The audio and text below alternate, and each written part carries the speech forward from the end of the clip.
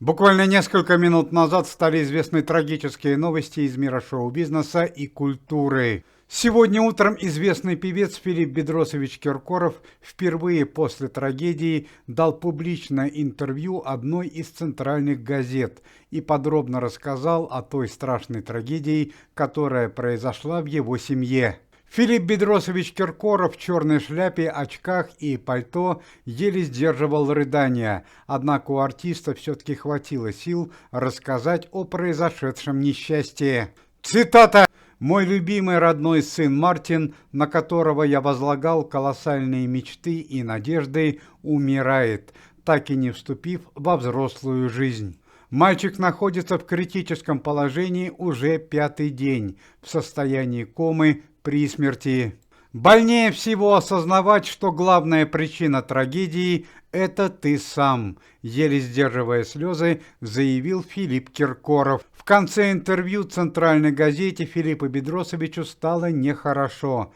Филипп Киркоров впервые публично разрыдался и потерял сознание. Известному артисту потребовалась медицинская помощь. Лечащие врачи Института Склифосовского, где на данный момент находится сын Филиппа Киркорова, официально подтвердили слова артиста и заявили, что Мартин действительно находится на волоске от смерти. Совсем недавно в Институте Склифосовского находились и другие известные больные – Елизавета Галкина и Дени Байсаров.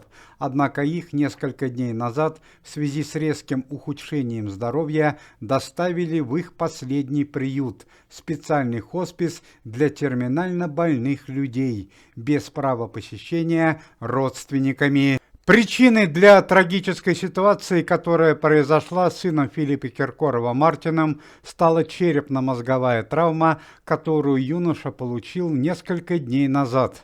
Чрезвычайная ситуация заключается в том факте, что Мартин получил черепно-мозговую травму в результате конфликта со своим отцом Филиппом Киркоровым. По этой причине Филипп Бедросович называет себя главным виновником трагедии. Зрители с большим стажем могут помнить, что несколько дней назад Филипп Киркоров к Новому году подарил своему сыну Мартину дорогие подарки: набор игровых приставок, однокомнатную квартиру в Москве на Лубянке и шикарную иномарку за 10 миллионов рублей.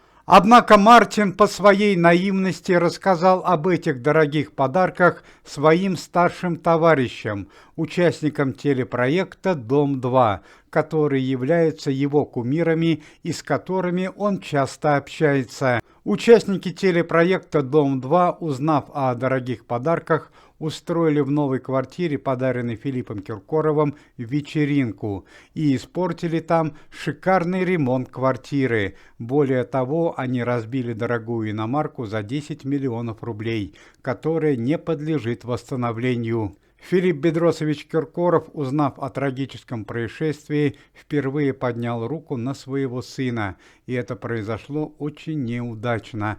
Мартин получил черепно-мозговую травму, которая и привела к трагическим последствиям. Уважаемые зрители, если вы желаете выздоровления Мартину, Лизе Галкиной и Дени Байсарову, то можете поставить лайк под видео и написать поддерживающий комментарий.